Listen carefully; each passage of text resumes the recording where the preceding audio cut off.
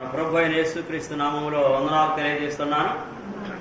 ఈ దినమున మనము ఒక అంశములోనికి రావాలని నేను ఆశపడుతున్నాను. గతంలో మనము ముల్లోక తాళాలు అనే విషయాన్ని గురించి ఆలోచన చేశాం. ఇప్పుడు మరొక విషయాన్ని గురించి ఆలోచన చేద్దాం.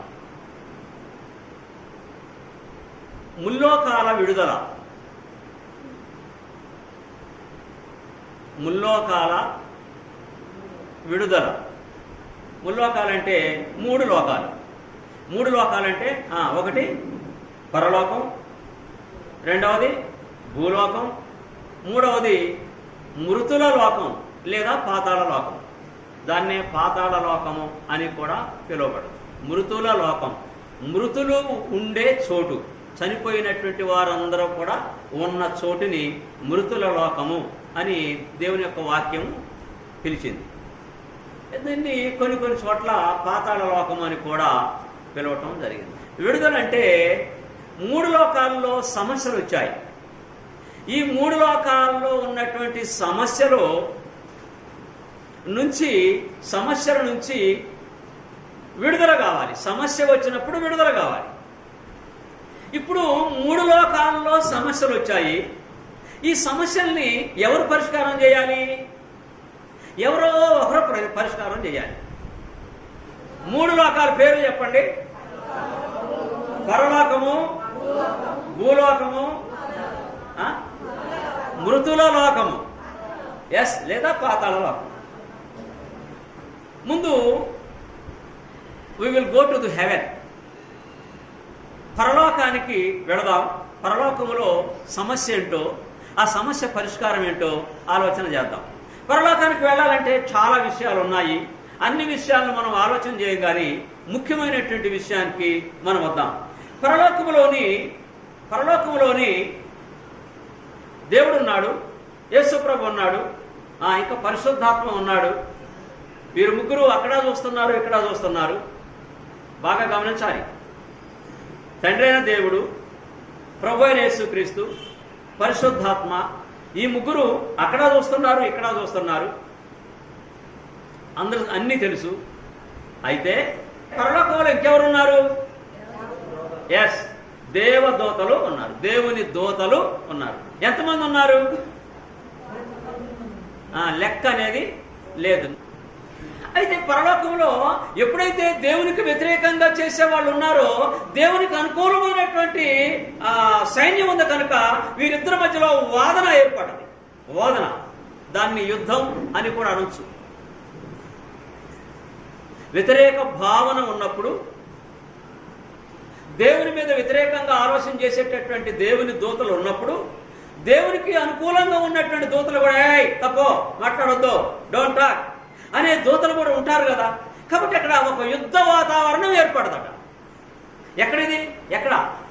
ఎక్కడ సంగతి మాట్లాడుతున్నాం మనం? పరలోకములో ఉన్న విషయాన్ని గురించి మాట్లాడుతున్నాం.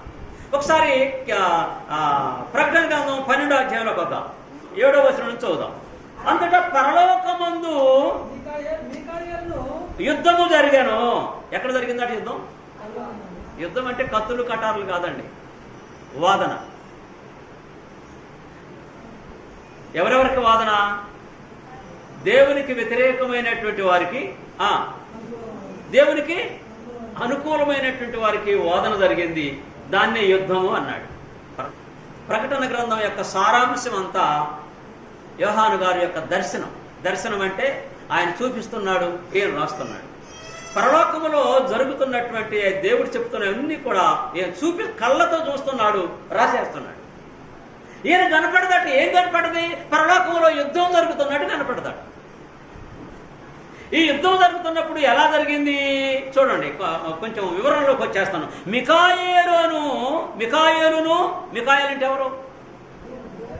దూతల్లో ఒక ప్రధానమైనటువంటి దూత మికాయేలు, గాబ్రియేలు. అంటే కొన్ని పేర్లు, దూతల పేర్లు కొన్ని గ్రంథంలో రాయబడ్డాయి, కానీ అందరి పేర్లు రాయబడలేదు. జాగ్రత్తగా వినాలి. కాబట్టి పరలోకములో ఉన్నటువంటి దూతలకి మిఖాయేలు అనేటువంటి ముఖ్యమైనటువంటి దేవుని యొక్క దూత ఉన్నాడు. ఈయన మిఖాయేలును అతని దూతలను ఆ ఘట సర్పముతో యుద్ధము చేయవలనని ఉండగా, ఇంకేంటి ఇక్కడ ఘట సర్పము అని ఉంది.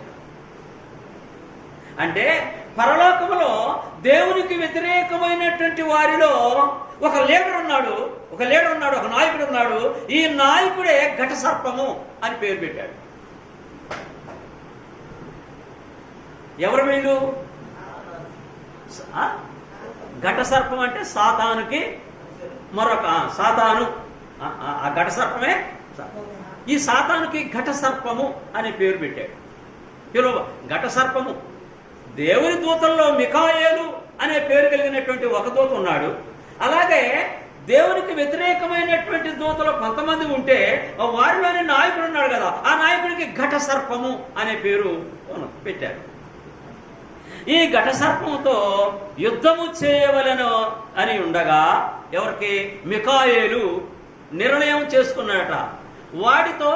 వాడి వెనక ఉన్నటువంటి వారితో యుద్ధం చేయాలని మిఖాయేలు అంటున్నాడు. మిఖాయేలు అంటే ఎవరు? దేవుని దూతల్లో ఒక ప్రధానమైనటువంటి దూత ఉండగా, ఆ ఘట సర్పమును దాని దూతలను యుద్ధము చేసిరి గాని గెలవలేకపోయిరి. యుద్ధం అయితే జరిగిందట, బట్ ఓడిపోయారట. ఎవరు ఓడిపోయింది? ఎవరు? ఈ ఘట సర్పము లేదా అపవాది అనుచరులు ఓడిపోయారు. కనుక పరలోకమందు వారికి అన్నాడు, వాటికి అనలే. పరలోకమందు వారికి ఇక స్థలము లేకపోయాను. అయిపోయింది, కాల పరిమితి అయిపోయింది. యుద్ధం చేయలేకపోయారు. ఎప్పుడైతే యుద్ధం చేయలేకపోయారో కాగా సర్వలోకమును మోసపుచ్చుచు అపవాది అనియు సాతాను అనియు పేరు గల ఆది సర్పమైన ఆ మహాఘట సర్పము పడద్రోయబడెను. ఎక్కడికి? భూమి మీదకి. వాడికి ఇప్పుడు భూమి మీదకి వచ్చాడు. వాడు ఒక్కడే కాదండి, వారితో పాటు కొంతమందిని, అంటే దేవునికి ఎవరైతే వ్యతిరేకంగా ఉన్నారో వాళ్ళని భూమి మీదకి పడద్రోశాడు. ఇది యేసు ప్రభు వారు కూడా ఈ మాట చెప్పాడండి. లూకా సువార్త 10వ అధ్యాయం 18వ వచనంలోకి వస్తే, సాతాను మెరుపు వలె ఆకాశము నుంచి పడుట, భూమి మీద పట్టము నేను చూశాను అన్నాడు యేసు ప్రభు. ఏది? యేసు ప్రభు వారు 3.5 సంవత్సరాల్లో శిష్యులకు, అక్కడ ఉన్నటువంటి వారందరికీ యేసు ప్రభు చెప్తున్నటువంటి మాటల్లో సాతాను గురించినటువంటి సందర్భం వచ్చినప్పుడు, ఈ సాతాను ఎక్కడి నుంచి వచ్చాడంటే పరలోకం నుంచి పడద్రోయబట్టం, మెరుపు వలె పడ్డాడు, అది నాకు తెలుసు అన్నాడు యేసు ప్రభు. అయితే ఈ సాతాను అనుచరులు పడద్రోయబడ్డప్పుడు సమస్య పరలోకంలో నుండి పడ్డారు అంటే సమస్య జరిగినట్టేనా? పరలోకం నుంచి భూలోకానికి పడవేయబడ్డాడు. అయితే వీడు అనుచరులను మాత్రము ఎక్కడ ఉంచాడంటే, పేతురు రాసినటువంటి 2వ పత్రిక 2వ అధ్యాయము 4వ వచనం, వీడు భూమి మీదకు పడవేయబడ్డాడు. ఎవరో? సాతాను. మరి సాతాను వెనక కొంతమంది ఉన్నారు కదా, అంటే దూతల్లో ఇంకొంతమంది ఉన్నారు కదా దేవునికి వ్యతిరేకమైన వాళ్ళు. వారిని ఏం చేశాడంటే వాళ్ళని 2వ పత్రిక పేతురు 2వ పత్రిక 2వ అధ్యాయము 4వ వచనం, దేవదూతలు పాపము చేసినప్పుడు అటు వీడే దేవుని సమాజంలో పరలోకములో ఉన్న సైన్యములో తిరుగుబాటు చేసినటువంటి సైన్యము, దేవుని మీద తిరుగుబాటు చేసినటువంటి సైన్యాన్ని మిఖాయేలు ఎదుర్కొన్నాడు. మిఖాయేలు ఎప్పుడైతే ఎదుర్కొన్నాడో ఈ మిఖాయేలు చేతిలో తుత్తులీలుగా పడగొట్టబడ్డాడు. ఓడిపోయి భూలోకంలో పడవేయబడ్డాడు సాతాను. మిగతా శత్రువుల్ని దేవుడు ఏం చేశాడు?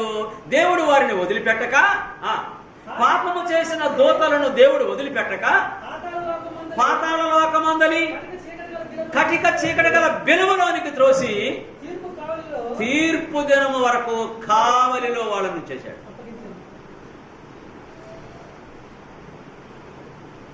అంటే ఇప్పుడు పరలోకములో దేవునికి శత్రువులు లేరు. దీనికి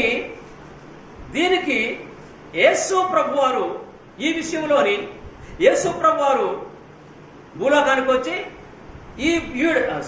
ఇప్పుడు పరలోకం నుంచి కింద పడవేయబడినటువంటి సాతాను వీడు మిగిలిపోయాడు. కొంతమందిని పాతాళలోకమందు చీకటి వెలుగులో బంధించాడు దేవుడు. వీడు బయట ఉన్నాడు. ఈ బయట ఉన్నటువంటి వీడు అనేక మందిని ఇబ్బంది పెడుతున్నాడు. ప్రకటన గ్రంథం 12వ అధ్యాయం 10వ వచనం. మరియు ఒక గొప్ప స్వరము పరలోకమందు ఇలాగు చెప్పుట వీటిని, పరలోకం నుంచి ఒక గొప్ప స్వరము వినపడుతుందట. ఆ స్వరం ఏమంటుంది?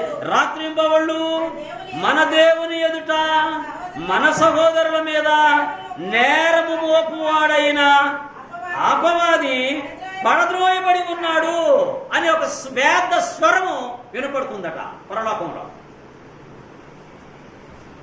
అపవాది పడద్రోయబడ్డాడు అని పరలోకములో ఒక స్వరం ఏర్పడది. ఈ పరలోకములో కోట్ల కొలది దూతలకి ఈ యొక్క వార్త అందింది. కనుక ఇప్పుడేమిటంటే ఈ యోహాన్ గారు మరలా ఇప్పుడు రక్షణయు శక్తియు రాజ్యమును మన దేవుని వాయ. ఎలా అయినట? ఇప్పుడు అధికారము ఆయన క్రీస్తుదాయను.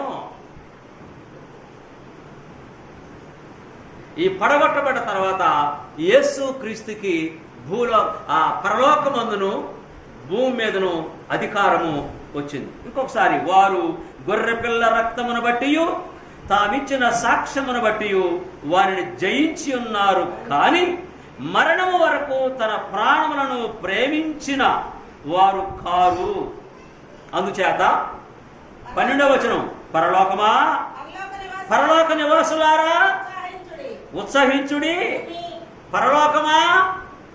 పరలోకానికి సంబంధించినటువంటి నివాసులారా, భూమి మీద ఉన్నటువంటి నివాసులారా, భూమి మీద పరలోకానికి సంబంధించినటువంటి వారు భూమి మీద ఉన్నారు. ఎవరంటే యేసుక్రీస్తు ప్రభు యొక్క రక్తంతో, గొర్రెపిల్ల రక్తములో కడగబడిన వారు. గొర్రెపిల్ల రక్తం అంటే యేసు ప్రభుని గొర్రెపిల్లతో పోల్చాడు. యేసు ప్రభు రక్తములో కడగబడినటువంటి భూలోకములో ఉన్నటువంటి భూ ప్రజలారా, మీరు సంతోషించండి, ఆనందించండి. భూమి సముద్రమా మీకు శ్రమ. భూమికి శ్రమట, సముద్రానికి శ్రమట. అపవాది తనకు సమయము కొంచెమే అని తెలుసుకొని బహు క్రోధము కలిగిన వాడై మీ యొద్దకు దిగివచ్చి ఉన్నాడని చెప్పాను. ఇది పరలోకములో జరిగినటువంటి విషయం. ఏమిటంటే ముఖ్యంగా ఒక్కటే మాట చెప్పాలంటే, పరలోకము నుంచి భూమి మీదకి పడద్రోయబడ్డాడు ఎవరో? అపవాది.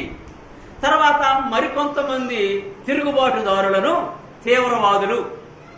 మొన్న యుద్ధం జరిగింది. ఇంకా ఆ యుద్ధం అయిపోయినట్టేనా మరి ఇంకా కొనసాగుతుందో మరి?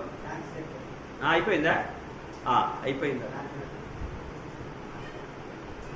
పాకిస్తాన్లో ఉన్నటువంటి తీవ్రవాదుల్ని మన దేశ సైనికులు వాళ్ళ తీవ్రవాదుల యొక్క గుడారాలని, తీవ్రవాదుల్ని కొంతమందిని లేపేశారని మరి మనం వార్తల్లో చూస్తున్నాం. అంటే పరలోకంలో కూడా తీవ్రవాదులు ఉన్నారు. ఆ తీవ్రవాదుల యొక్క నాయకుడిని భూమి మీదకు పడేశాడు. మిగతా వాళ్ళని ఎక్కడ పాతాళలోకమందుని చీకటి గనుమలో బంధించాడని మనం తెలుసుకున్నాం. ఇకపోతే ఇప్పుడు భూలోకం దగ్గరకు వద్దాం. ఈ భూలోకంలో సమస్య ఏంటి? సమస్య ఎవరి ద్వారా? వాడి ద్వారానే. వాడంటే ఎవరు? అపవాదే. పరలోకంలో సమస్య వాడి వలనే, భూలోకంలో సమస్య కూడా వాడి వలనే. మరి వీడిని కూడా, మిగతా వారిని పాతాళ లోకం యొక్క చీకటి వెలుగులో బంధించినట్లు వీడిని కూడా బంధిస్తే బాగుండేదేమో. ఇది మన ఉద్దేశం, ఇది నా ఉద్దేశం. ఇది దేవుని దేవుని సంకల్పం. అది కాదు, వాడిని విడిచిపెట్టాడు. అరే బుద్ధి తెచ్చుకో, దుర్మార్గుడా బుద్ధి తెచ్చుకో, నా నా నా జోలికి కానీ నా బిడ్డల జోలికి కానీ రావద్దు, పో భూలోకానికి పో అని వెళ్ళగొట్టాడు. భూలోకానికి వచ్చేసాడు. వచ్చిన తర్వాత ఈ బుద్ధి ఎప్పుడు కూడా వంకర బుద్ధే. ఈ వంకర బుద్ధి వాళ్ళని ఎవరు బాగు చేయలేరండి. దేవుడు తప్ప మనుషులు ఎవరు బాగు చేయలేరు. అంటే బాగు చేసే వంకర బుద్ధిని మార్చేవాడు దేవుడే, తిన్నగా చేసేవాడు దేవుడే. మనుషులకు చేత కాదు అనిపిస్తుంది. కాబట్టి దేవుని ప్రజలైనటువంటి అంటే భూలోకంలో ఉన్నటువంటి వంకర బుద్ధి కాడు మాట్లాడతాను. బైబిల్ వంకర బుద్ధి అనే మాట నేను సొంతది కాదండి, బైబిల్ గ్రంథంలో ఉన్నది. వంకర మాటలు చెప్పుచు వంకర బుద్ధి కలిగిన వారు ఉన్నారు అని. ఎక్కడున్నారట? సంఘానికి బయట కాదండి, సంఘంలో కూడా ఉంటారట. ఇప్పుడు దాని జోలికి మనం రావట్లే. అట్టి వారిని సరిచేయుడి అంటాడు. ఎవరు చెప్తున్నారు అంటే సంఘానికి చెప్తున్నాడు. అంటే సంఘములో ఉన్న వంకర బుద్ధి కలిగినటువంటి వారిని బాగు చేసే శక్తిని, సామర్థ్యాన్ని సంఘానికే దేవుడిచ్చాడు. ఇది సంఘములో జరుగుతున్నటువంటి విషయం. అయితే సాతాను ఆది నుంచి వాడు వంకర బుద్ధి గలవాడే. వాడు ఏం చేస్తున్నాడంటే కొంతమందిలో వంకర బుద్ధిని కొంతమందిలోనికి తీసుకొస్తున్నాడు. అంటే వాడు అనుచరులు కూడా ఉంటారు ఆ సంఘంలో. ఎస్, అప్పుడప్పుడు వాడు వస్తూనే ఉంటాడు. ఏమండి వాడు రావటం పెద్ద లెక్కేం కాదండి. పేతురు దగ్గరికి వెళ్ళలేదా? పేతురులోకి వెళ్ళలేదా? వెళ్ళాడా లేదా? యేసుప్రభు అన్నాడు, సాతానా గో బ్యాక్ అన్నాడు, వెనక పో అన్నాడు. ఎవరిని? పేతురుని అన్నాడు. అంటే పేతురు సాతానా? కాదు, పేతురులో ఉన్నవాడు సాతాను. కాబట్టి అప్పుడప్పుడు మనలోనికి కూడా వాడు రావడానికి అవకాశం ఉంటుంది. ఎప్పుడైతే మనం వీక్నెస్గా ఉంటామో, వీక్గా బలహీనంగా ఉంటామో అప్పుడు మన దగ్గరకు వస్తాడు. ఎప్పుడైతే బలంగా దేవుని పనిలో ముందుకు పోతామో అప్పుడు కూడా వాడు ఎదురుగా వస్తాడు. ఎదురుగా వచ్చి అడగపోతావాగా, అడగపోతావు, నేను ప్రార్థనకి వెళ్తున్నా, చిత్తపడ్డా, తలస్నానం చేసినా, మంచి బట్టలు వేసుకున్నా, బైబిల్ తీసుకున్నా, ప్రార్థనకి వెళ్తున్నా, ఏడపోతావు ఆగో, నీ చుట్టాలు వచ్చారు, ఉండు, అదిగో చుట్టాలు ఇటు ముందు. చుట్టాలు వచ్చారా? అక్క బాగున్నవా? అన్నయ్య బాగున్నవా? ఈ బైబిల్ తీసుకొని మళ్ళీ వెనకపోవటమే. ఇప్పుడు ఎవరున్నాడు?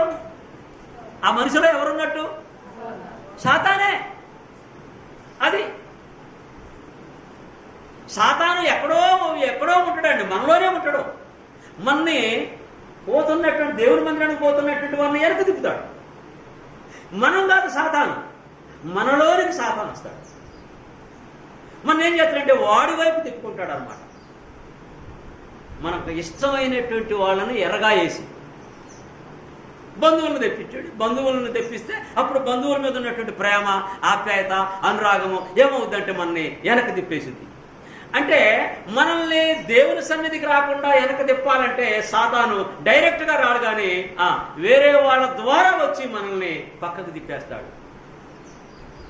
ఒక మంచి చేపను పట్టాలనుకోండి, ఏం కావాలండి? గట్టు మీద కూర్చున్నాడు, చెరువు పక్కన కూర్చున్నాడు గట్టు మీద, చెరువులో చేపలు ఉన్నాయి. ఆ చేపను, మంచి చేపను పట్టాలి అంటే ఏం చేయాలి? వీడు ఏం చేస్తాడు? ఒక గాలం తీసుకుంటాడు. గాలం తీసుకొని చేపకి ఇష్టమైన దాన్ని ఏంటది, ఆ ఎర్రను దానికి తొడిగి వేస్తాడు. పాపం ఈ చేప అది గమనించదు. ఈ లోపల ఉన్న ఎర్ర అంటదట, అది వస్తామంటుందట, పోతామంటుందట. ఏది చేప వస్తామంటుందట. దీనికి అనుమానం, మళ్ళీ వద్దామా పోదామా అనే ఆలోచన. నేను దేవుని మందిరానికి వెళ్ళాలన్నా, ఇంటికి వెళ్ళాలన్నా, దేవుని మందిరానికి వెళ్ళాలన్నా, ఇంటికి వెళ్ళాలన్న మధ్యలో నిలబడి ఆలోచన చేస్తుంది తల్లి. ఈ ఎర్ర అంటుందట చేపను చూసి, పోతావు నా కోసము, వచ్చి కూర్చున్నాను నీకోసమే, సగం వచ్చున్నాను నీకోసమే, వస్తే చస్తావు నా కోసం, పోతావు నా కోసము, వచ్చి కూర్చున్నాను నీకోసము, వస్తే చస్తావు, సగం చచ్చున్నాను నీకోసం. సగం చచ్చిపోయిందా లేదు? ఇది దాన్ని మధ్యలోకి తుప్పేసి నేను కూడా చేపలు పెట్టినండి గాలంతో, అందుకని నాకు తెలుసు. కాబట్టి ఈ ఎర్రని ఈ చేపలకి ఎలా వేస్తాడో ఆ వేటగాడు, చేపల వేటగాడు, అలాగే సాతాను కూడా ఒక వేటగాడు అయి ఉండి ఎర్రలాగానే మనకి దేవుని సన్నిధికి రాకుండా, దేవుణ్ణి ప్రార్థన చేయకుండా, ఇంట్లో కూడా ప్రార్థన చేయకుండా, ఇంట్లో ప్రార్థన చేసుకుందామని చక్కగా సిద్ధపడితే ఇంట్లోకి లేదో గోల వస్తుంది. అటు భర్త ద్వారానో పిల్లల ద్వారానో ఎవరి ద్వారానో ప్రార్థన చేసుకోకుండా అదొక గోల, లేకుంటే చుట్టాలు, లేకుంటే పక్కింటోడితో గొడవ, ఇలాంటి సమస్యలు వస్తుంటాయి. ఇవి సమస్యలు దేవుడు సృష్టిస్తూ పెడతాడా? పెట్టడు. ఎవరు పెడతారు? సమస్యలు పెట్టేది ఎవరండి? సాతానే. సాతానే మనకు సమస్యలు. ప్రార్థన చేసుకోకుండా, దేవుని సన్నిధికి రాకుండా, దేవునితో సంబంధం కలిగి దేవునికి కుమార్తెగా కుమారుడిగా మనం బ్రతకటం ఇష్టం లేక వాడు ఏదో ఒకటి చేసి దేవుని నుంచి మనం దూరం చేయాలని వాడి ప్రయత్నం వాడు చేస్తూనే ఉంటాడు. కాబట్టి వాడు భూలోకంలో పడ్డాడు, భూలోకంలో పడవేయబడ్డాడు. ఎక్కడి నుంచైనా నువ్వు వంకర బుద్ధి మానుకొని జాగ్రత్తగా ఉండని దేవుడు క్షమించి వదిలిపెట్టాడు భూలోకంలో. మిగతా వారిని మాత్రము చీకటి బిలములో పాతాళ లోకంలో బంధించాడు. క్లియర్. ఇప్పుడు భూలోకం అయిపోయింది. ఇప్పుడు భూలోకంలోకి వచ్చిన తర్వాత రెండో విషయం, మనం భూలోకంలో ఉన్నటువంటి సమస్య. భూలోకంలోకి వచ్చిన తర్వాత వీడే మనం మామూలుగా ఉంటాడా? మనిషి మామూలుగా ఉంటాడా? యథార్థంగా ఉండేవాడా? కాదు. కుక్క కాక్కి అప్పుడప్పుడు అంటుంటారు, కుక్క కాక్కి ఒక ఇంత బద్ద పెట్టి కిందకి మీదకు జుట్టి 4 రోజుల తర్వాత ఈ చుట్టిన తర్వాత తిన్నగా అనిపించిందట. ఒక పిల్లవాడు కుక్క తోక, మా కుక్క తోక ఇంత వంకరగా ఉంది, అసలు వంకరగా ఎందుకు ఉండాలా, తిన్నగా ఉండాలని ఇంత కర్ర తీసుకొచ్చి ఈ తోకకి పెట్టి ఈ ఆదరి నుంచి ఇద్దరికి చుట్టిండట. ఆడు పెంపుడు కుక్క. ఇప్పుడు తోక ఎట్లా ఉంది? తిన్నంగా ఉంది. ఒక 4 రోజులు అయిన తర్వాత ఇప్పుడు బాగానే ఉందని ఆ కట్లు ఎక్కువ తీసిండట. కట్లు ఎక్కువ తీస్తే మళ్ళీ ఆ తోక ఎట్లనే వంకరకు వచ్చింది. ఈ కుక్క తోక వంకర అన్నట్టు ఈ వంకర బుద్ధి గలవాడు సాతాను. ఈ సాతాను ఏం చేస్తాడంటే భూలోకములో ఎక్కడ ఎవరిని పడగొట్టాలా, ఎవరిని చేయాలి, ఏం చేయాలి, ఇయే పనులు. యేసు ప్రభు భూమి మీదకి వచ్చినప్పుడు చిన్న పిల్లలందరినీ కూడాను, బెత్లెహేములో యేసు ప్రభు పుట్టినప్పుడు చిన్న పిల్లలందరినీ వధించండి అనే ఒక ఆజ్ఞని సాతాను హేరోదు రాజులోనికి ప్రవేశించి హేరోదు రాజు ఆజ్ఞ ఇచ్చేశాడు. ఏమని? చిన్న పిల్లలందరినీ వధించండి అన్నాడు. ఆ పట్టణంలో అంతా చిన్న పిల్లల వధ జరిగిందట. రామాలో అంగలార్పులు అనే మాటలు అక్కడ వినపడ్డాయి. చిన్నపిల్లల వధ జరిగింది. అంటే సాతాను వాడు ఆది నుంచి నరహంతకుడే. ఎందుకు చిన్నపిల్లల వధ జరిగింది? ఎవరిని చంపాలని? అది శిశువుగా ఉన్నటువంటి ప్రభువుని చంపాలని వాడి ఆలోచన. కానీ ఎప్పుడైతే వధ జరగబోతుందో అది దేవుడి వాడి ఆలోచనలో దేవుడు ఎరిగి ఉన్నాడు కనుక వీడు మొదటి నుంచి వీడి బుద్ధి వంకర బుద్ధే. కాబట్టి దేవుడు ఏం చేశాడంటే మరియని బాలుడైనటువంటి ప్రభువుని యేసేపుని అక్కడి నుంచి వెళ్ళమని చెప్పేశాడు. అక్కడి నుంచి ఆ రాత్రి కాలంలోనే ఐగుప్తు దేశానికి వెళ్ళిపోయినారు. కానీ ఐగుప్తు దేశంలోని బెత్లెహేములోని పిల్లల వధ జరిగింది. ఇలాంటి సంఘటనలు సాతాను యేసు ప్రభువును చంపాలని అనేక సార్లు సాతాను ప్రయత్నం చేశాడు. కానీ యేసు ప్రభు ఏంటంటే, ఓరబ్బాయి, నువ్వు నన్ను చంపాలని నువ్వు అనుకుంటున్నావు, నీకు అవకాశం ఉంది, నిన్ను బంధించాలంటే అది మాకు చేతకాని పని కాదు. కానీ నీకై నువ్వే పాడైపోవాలి, నీకు టైం పెడుతున్నాము అని యేసు ప్రభు చెప్పేసి ఆఖరకు ఆయన తన్ను తానే సిలువకు అప్పగించుకొని ఆయన సిలువ మీదకి వెళ్ళి సిలువలో తన ప్రాణం పెట్టి యేసు ప్రభు సాతాన్ని ఆ తల మీద కాలు పెట్టి తొక్కేశాడు. అప్పుడు భూలోకంలో కొంత సమస్య తీరిపోయింది. ఒకసారి మనము ఈ భూలోకంలో ఉన్నటువంటి ఈ సాతాను వలన జరిగేటటువంటి విషయాల్ని ఒకసారి మనం ఆలోచన చేస్తే యేసు ప్రభు వలనే ఈ కార్యం జరిగింది. ఒక్క మాట చదువుకుందాం. రోమపత్రిక 5వ అధ్యాయము. రోమపత్రిక 5వ అధ్యాయంలోనికి మనం వస్తే 5వ అధ్యాయము 12వ వచనం నుంచి చూద్దాం. రోమపత్రిక 5వ అధ్యాయం 12వ వచనం. ఇట్లుండగా ఒక మనిషిని ద్వారా పాపం. ఏ మనిషి? లోకములోనికి, భూలోకములోనికి ఒక మనిషి ద్వారా పాపం వచ్చింది. ఎవరు ఆ మనిషి? మొట్టమొదట ఆదాము ద్వారా లోకములోనికి పాపం వచ్చింది. పాపము ద్వారా మరణం వచ్చింది. ఒక మనిషి ద్వారా లోకములోనికి, భూలోకములోనికి పాపము ద్వారా మరణము ఎలా వచ్చిందో, ఈ రెండవ మనిషి ద్వారా, యేసు క్రీస్తు ద్వారా ఈ పాపానికి పరిహరించడం కొరకు యేసు ప్రభు సిలువలో రక్తము చిందించి, ఆ రక్తము ద్వారా భూలోకములో ఉన్నటువంటి పాపానికి పరిష్కారం, పాపం యొక్క విముక్తికి పరిష్కారం లభించింది అని 12వ వచనం నుంచి 20వ వచనం వరకు దాని అర్థం అది. మొదటి ఆదాము ద్వారా లోకంలోనికి పాపం వస్తే, అంటే ఈ పాపం రావడానికి కారణం వల్ల వాడే ఎవరు? సాతానే. కాబట్టి సాతాన్ని తల మీద చితకబడటానికి దేవుని ఒక ప్లాన్ వేశాడు. నీ తలను చితకబడుతాడు, స్త్రీ సంతానము నీ తలను చితకబడుస్తున్నది అని చెప్పాడు. ఏది? ఆదికాండం 3వ అధ్యాయం 15వ వచనంలో. దేవుడు ఆనాడే ఏదైనా తోటలోనే దేవుడైనటువంటి యెహోవా సాతానుతో చెప్పాడు. సర్పం రూపంలో ఉన్న సాతానుతో చెప్పాడు. ఏమని? నీవు స్త్రీ సంతానమును మెడ మీద కాటు వేస్తావు గాని, నువ్వు మెడ మీదనే పడతావు గాని, స్త్రీ సంతానం అయితే నీ తల మీద కాలు పెట్టి నీ తలను చితకబడుస్తాడన్నాడు. అదే సిలువలో యేసు ప్రభు సాతాన్ని చితకబోశాడు,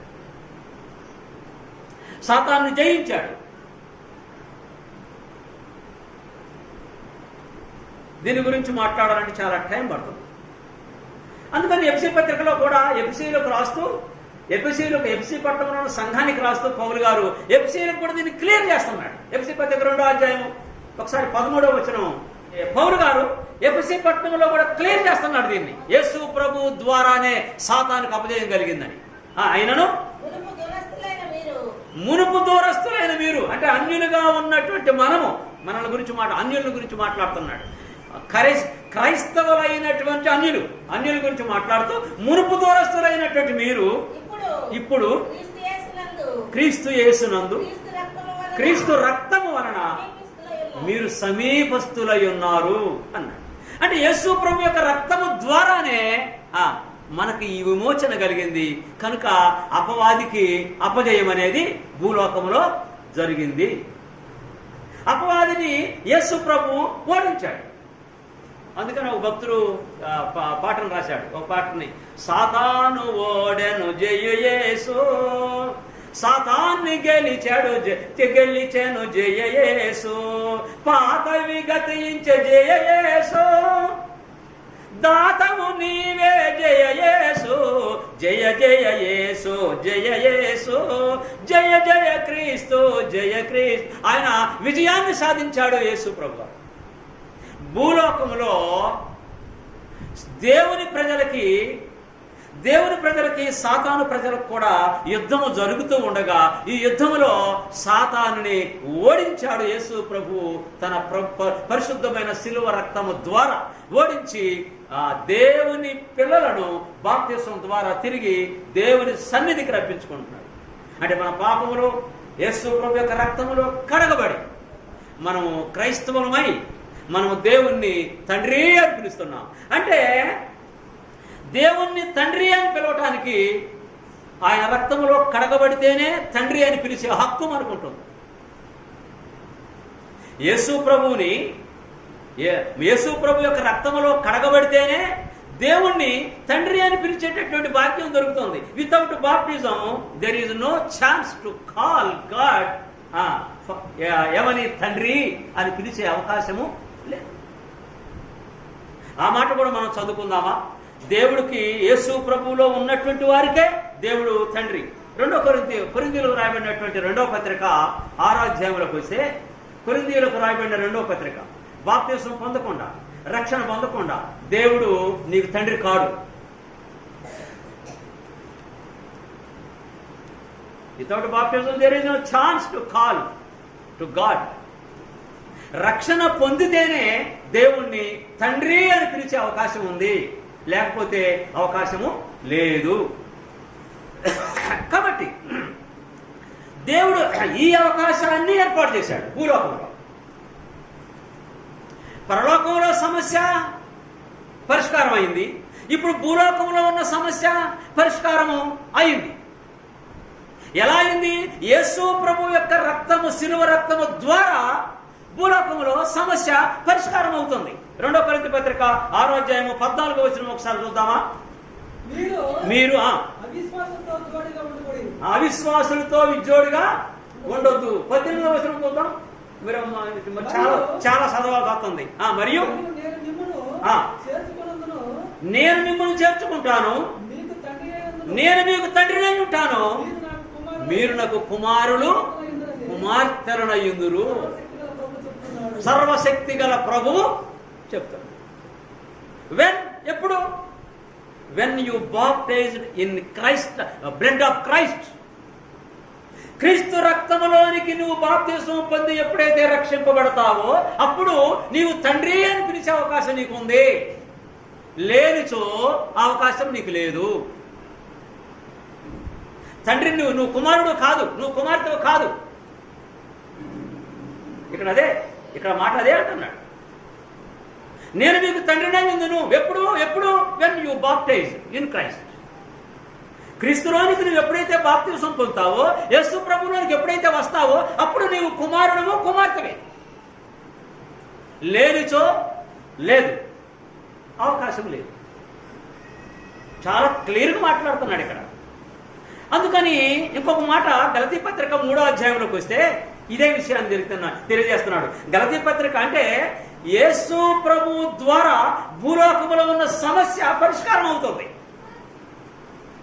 భూలోకములో ఉన్నటువంటి సమస్య ఏదైతే ఉందో అది పరిష్కారం చేయడానికి యేసు ప్రభు యొక్క రక్తము, చిందింపబడినటువంటి రక్తమే పరిష్కారం. ఈ రక్తము ద్వారా కడగబడినటువంటి వారు దేవుని పిల్లలు.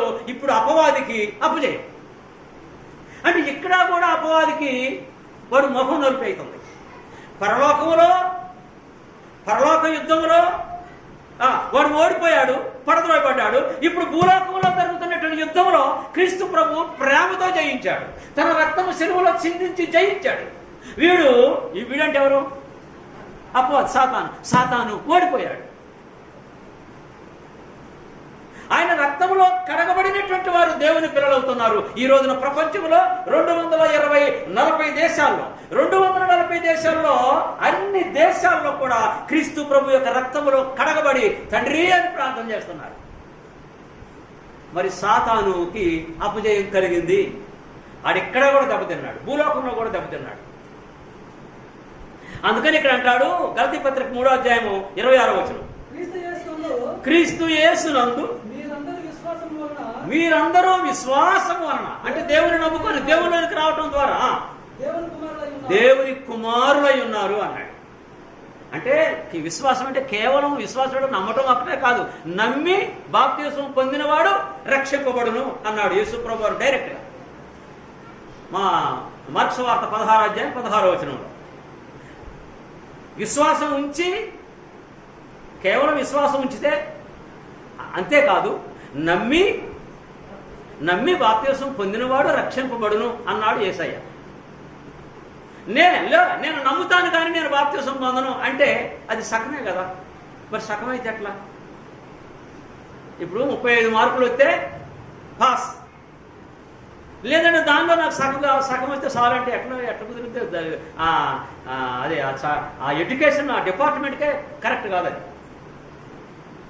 అందుకని విశ్వాసం ఉంచాలి, మనసు మార్చుకోవాలి, బాప్తిస్మం పొందాలి, యేసు ప్రభు దేవుని కుమారుడు రక్షకుడని అందరితో అందరి ఎదుట బహిరంగంగా ఒప్పుకోవాలి.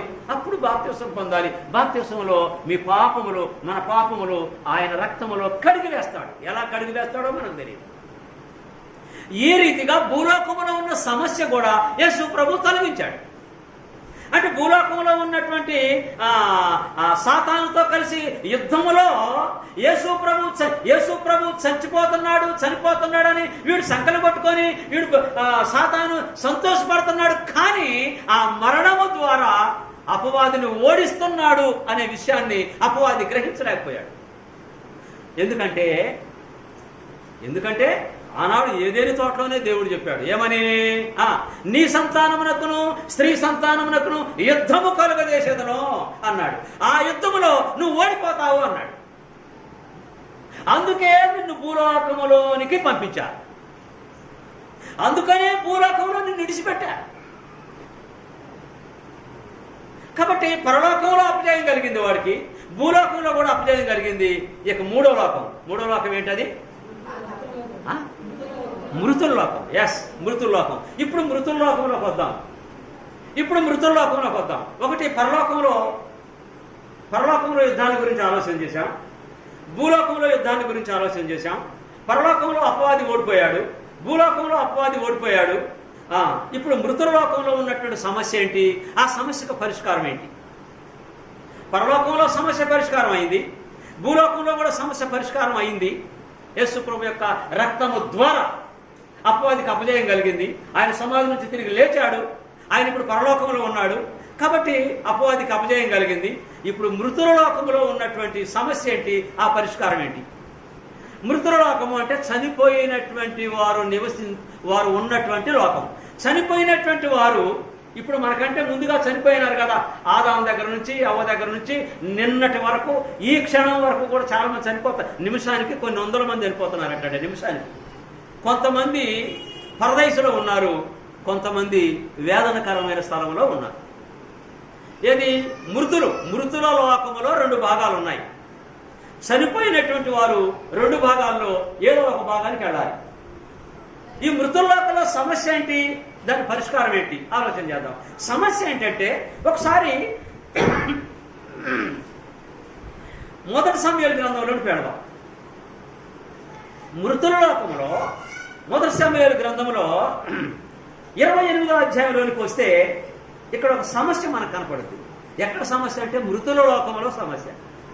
ఈ మృతుల లోకంలో సమస్య అంటే సమూయేలు గ్రంథంలో మొట్టమొదటి అది ఏ కాలం అండి? సమూయేలు గ్రంథం ఏ కాలం? అది రాజుల కాలం. ఎస్, ధర్మశాస్త్ర కాలం లేదా రాజుల కాలం. అది రాజుల కాలంలో మొదటి రాజు ఎవరు? సౌలు. చాలా మాట్లాడాలి కానీ షార్ట్ కట్లో వస్తున్నా. సౌలు రాజ్యం మీదకి ఫిలిష్తీయులు యుద్ధానికి వస్తున్నారు. ఒక్కసారి చరిత్రకి వెళదాం మనం. సౌలు రాజ్యం మీద, కానీ సౌలు రాజ్యం ఏది? యెరూషలేమే, యూదా రాజ్యం. ఈ యూదా రాజ్యం మీదకి ఇశ్రాయేలీలు యూదులు మొత్తం కలిసి ఉన్నారు కదా. అప్పుడు ఇశ్రాయేల్ రాజ్యం మీదకి ఫిలిష్తీయులు యుద్ధానికి వస్తున్నారు. యుద్ధానికి వస్తున్నప్పుడు ఈ సౌలు ప్రార్థన చేస్తున్నాడు. సౌలు ప్రార్థన చేస్తుంటే ఈ ప్రార్థనకి జవాబు ఇవ్వట్లేదు దేవుడు. అరే, నేను ప్రార్థన చేస్తున్నా, దేవుడు నాకు జవాబు ఇవ్వట్లేదు ఏంటి?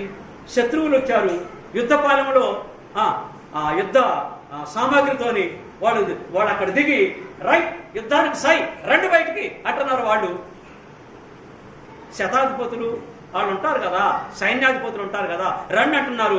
రాజు బోర ఊదిస్తున్నాడు, యుద్ధనాదం వినపడుతుంది. ఇక్కడ రాజు అయినటువంటి ఎవరైనా సౌలు ప్రార్థన చేస్తున్నాడు. సౌలు ప్రార్థన దేవుడు వింటలే. అయితే ప్రవక్తలతో మీరు ప్రార్థన చేయండి, మీరు నాకు చెప్పండి అని ప్రవక్తలకు చెప్పాడు. ప్రవక్తలు కూడా దేవుణ్ణి అడుగుతున్నారు. ఈ ప్రవక్తలు అడిగినా సరే దేవుడు సమాధానం ఇవ్వట్లే. ఆశ్చర్యంగా ఉంది కదా. ప్రవక్తలు అడిగితే దేవుడు సమాధానం ఇవ్వాలి కదా. రాజు అడిగినా దేవుడు సమాధానం ఇవ్వట్లేదు, ప్రవక్తలు అడిగినా దేవుడు సమాధానం ఇవ్వట్లేదు. ఇక అక్కడ ఉన్నటువంటి ప్రజలందరితో ప్రార్థన చేపిస్తున్నాడు. ఎవరి ప్రార్థనకి సమాధానం రావట్లేదు. ఈ సౌలు రాజుకి గుండెలు పగిలిపోయినాయి. ఏం చేయాలో అర్థం కావట్లే. సౌలుని రాజుగా అభిషేకించింది ఎవరు? సౌలుని రాజుగా పెట్టింది సమూయేలే. ఓకే, సౌలుని రాజుగా పెట్టింది సమూయేలే కాబట్టి సమూయేలు అప్పుడు లేడు, చనిపోయాడు. సమూయేలు చనిపోయాడు.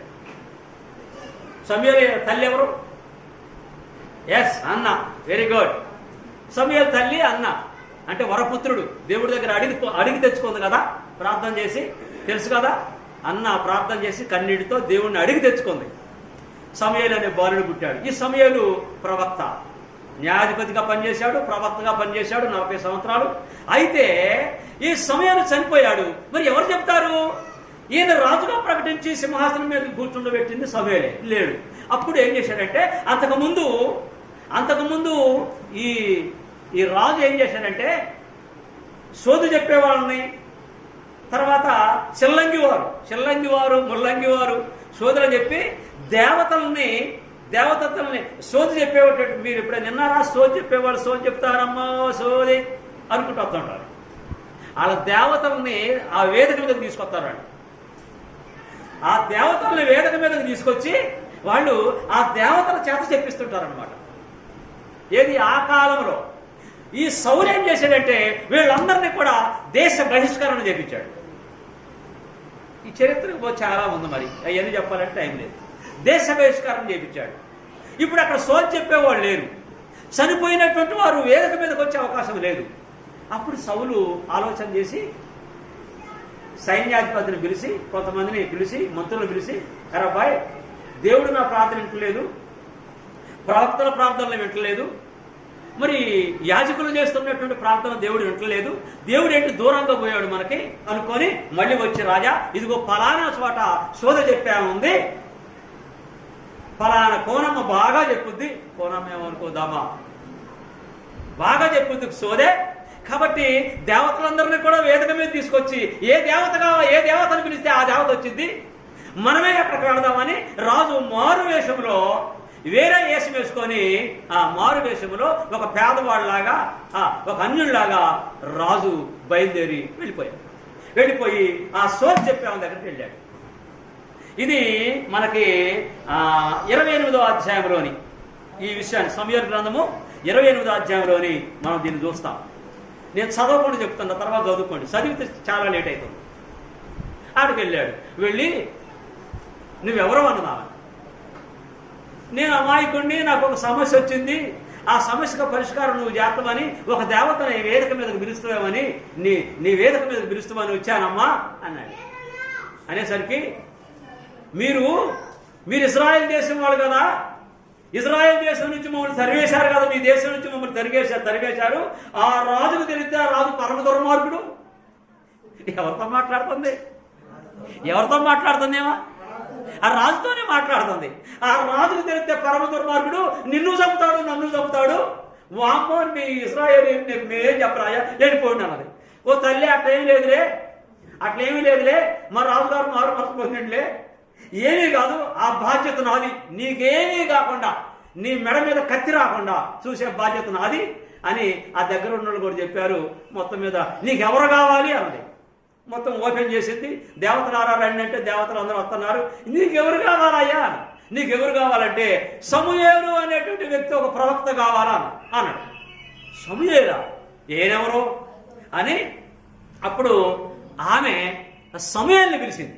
సమూయేలుని పిలిస్తే సమూయేలు ఆమె యొక్క దర్శనంలో ఆ చాట్లో కనపడుతున్నట. సమూయేలు ఆయన సమాధి నుంచి ఆయన బయటికి వచ్చి ఆమెతో మాట్లాడుతున్నాడు. నీకేం కావాలి, నన్ను ఎందుకు పిలిచావు అన్నాడు సమూయేలు. వామ్మో ఈయనెవరో ప్రవక్తలాగా ఉన్నాడో అని భయపడి ఇంట్లో కురికిందటేమో.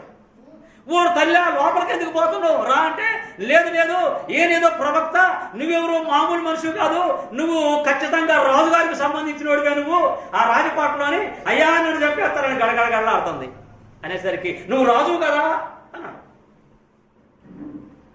అప్పుడు నేను రాజునేనమ్మా, నిన్ను చంపనులే, ఇదిగో సైనికులు ఉన్నారు, నిన్ను చంపనులే, నాకు ఒక భయం వచ్చింది నీ దగ్గరకు వచ్చిన తల్లే, ఉన్న సంగతి ఏంటి చెప్పు.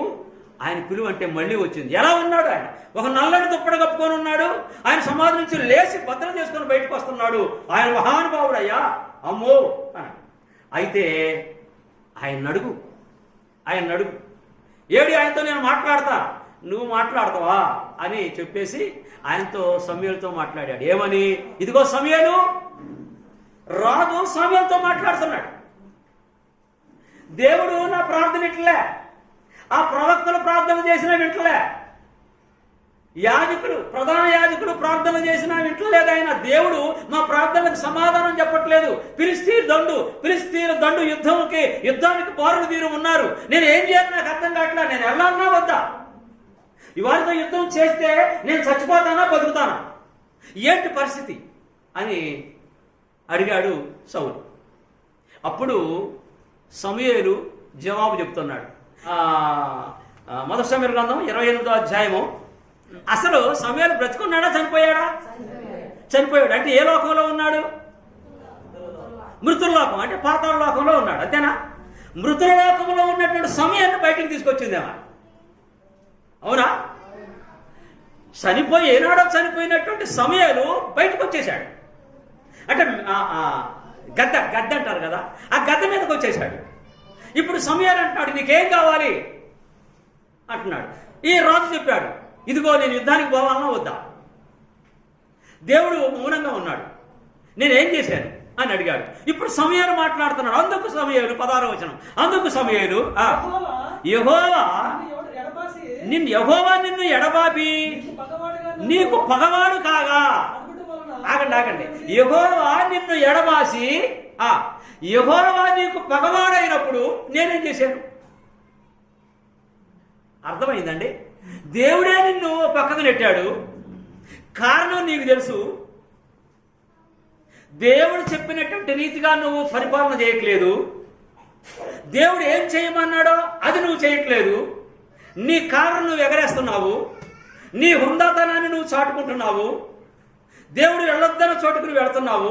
దేవుడు ఏం చేయమన్నాడు అది చేయట్లేదు. కనుక దేవుడే నిన్ను వదిలిపెట్టాడు. దేవుడే నిన్ను వదిలిపెడితే దేవుడే నీకు పగ అయితే నేనేం చేశానయ్యా? ఎవరు మాట్లాడేది? సమూయేలు మాట్లాడుతున్నాడు ఆ గద్దె మీద. కాగా నన్ను అడుగుట వలన ప్రయోజనమేమి? నువ్వు నన్ను ఎందుకు అడుగుతున్నావు? యెహోవా తన మాట తన పక్షముగానే నెరవేర్చుతున్నాడు. యెహోవా అంటే ఎవరు? దేవుడు తన మాట తన పక్షముగానే నెరవేర్చుకుంటున్నాడు.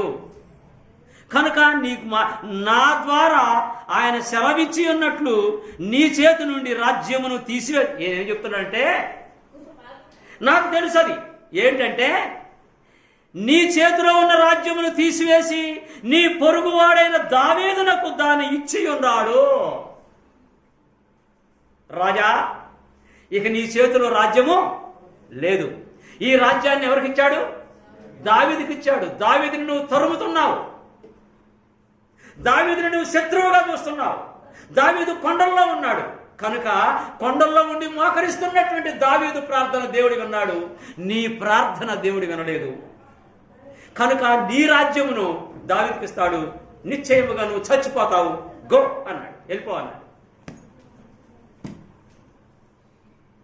అంటే మృతుల లోకములో ఉన్నటువంటి అప్పుడు ఆ కాలంలో గద్దెల మీదకి వచ్చేవాళ్ళు చనిపోయిన వారు. మరి ఇప్పుడు నో ఛాన్స్, ఇప్పుడు లేదు. అది ఎందుకు లేదు? యేసు ప్రభు యొక్క శిలువ రక్తము ద్వారా అది సమాప్తమైంది. ఇప్పుడు గద్దెల మీదకి చనిపోయిన వారు వచ్చే అవకాశము లేదు. అంటే మృతుల లోకములో ఉన్నటువంటి సమస్యను కూడా దేవుడు యేసు ప్రభు ద్వారా దాన్ని పరిష్కారం చేశాడు. ఎలాగంటే ప్రకటన గ్రంథం 1వ అధ్యాయం, ఆఖరికి చదువుకొని ముగించుకున్నాం. ప్రకటన గ్రంథం 1వ అధ్యాయంలో 18వ వచనం చూస్తే నేనే. ఎవరు అంటారు? యేసు ప్రభు అంటున్నాడు ఇక్కడ. అంటే యేసు ప్రభు వారు యోహానికి ఆ పరలోకం తెరవబడి యోహాను గారికి కనపడుతుంది. యేసు ప్రభు వారు మాట్లాడుతున్నాడు. ఏమంటే, కడపటి వాడును, మొదటి వాడును, జీవించేవాడును నేనే. చదవండి. మృతుడనైతిని గాని నేను సిలువలో నన్ను చంపేశారు కానీ, నేను అక్కడ చనిపోయాను కానీ యుగములు సజీవుడునై ఉన్నాను. ఎవరో? యేసు ప్రభు వారు యోహాను గారితో మాట్లాడుతున్నాడు. పరలోకము తెరవబడి యేసు ప్రభు మాటలు యోహాను గారికి కనపడుతున్నాయి. యోహాను గారికి యేసు ప్రభు కనపడుతున్నాడు పరలోకంలో. ఇప్పుడు నేను మృతుడైతిని, మృతుల్లోకంలోకి వెళ్ళాను. మృతుల్లోకంలోకి వెళ్ళి మళ్ళీ 3వ దినమున మరలా భూమి మీదకి వచ్చాను. ఇప్పుడు నేను పరలోకంలో ఉన్నాను. అంటే నేను భూలోకంలో ఉన్నాను, మృతుల్లోకంలోకి వెళ్ళాను, ఇప్పుడు పరలోకంలో ఉన్నాను. 3 లోకాల్లో ఉన్నాను నేను. అర్థమైందా? అండర్స్టాండ్? యేసు ప్రభు చెప్తున్నాడు, ఒకప్పుడు నేను పరలోకంలో ఉన్నా, పరలోకం నుండి భూలోకానికి వచ్చాను. భూలోకంలోకి వచ్చిన తర్వాత నన్ను చంపేశారు. నేను మృతుల్లోకంలోకి వెళ్ళాను, మృతుల్లోకంలో నుంచి మళ్ళీ బయటకు వచ్చా ఆదివారం తెల్లవారుతుండగా. ఓకేనా? కాబట్టి 3 లోకాలు నాకు తెలుసు. ఈ 3 లోకాలు నా స్వాధీనంలో ఉన్నాయి, అంటే నా అధికారంలో ఉన్నాయి. ఇప్పుడు చూడండి, చదవండి 18వ వచనం చదవండి.